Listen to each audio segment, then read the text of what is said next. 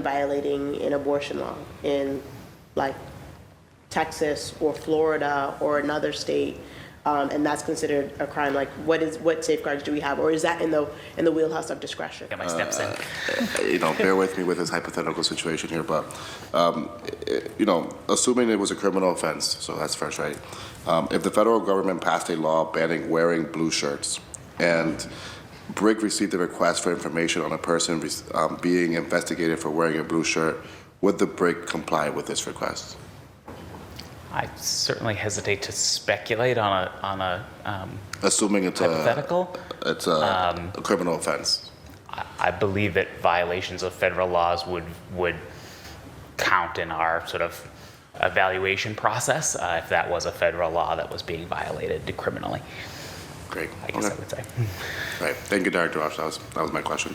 All right. With that, I would like to provide. Sorry, Council. Council President, you have the floor, and it might be for Director Walsh. Yeah. It's because your hypothetical was that's actually a very solid hypothetical.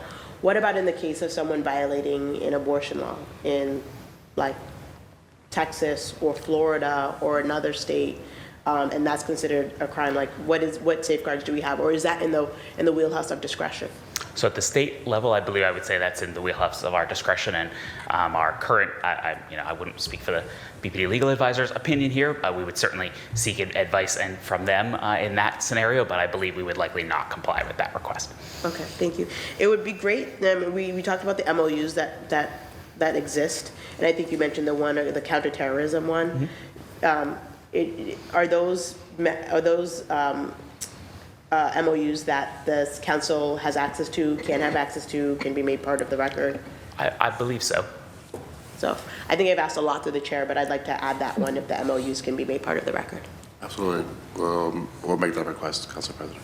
Okay, thank you. And you leave me a lot to think about in terms of like the bandwidth for what discretion looks like, especially in a case like in a situation such as that, which leaves me with a little bit of trepidation in terms of what guardrails we're placing around. What do we want to mandate certain things rather than leave them to discretion?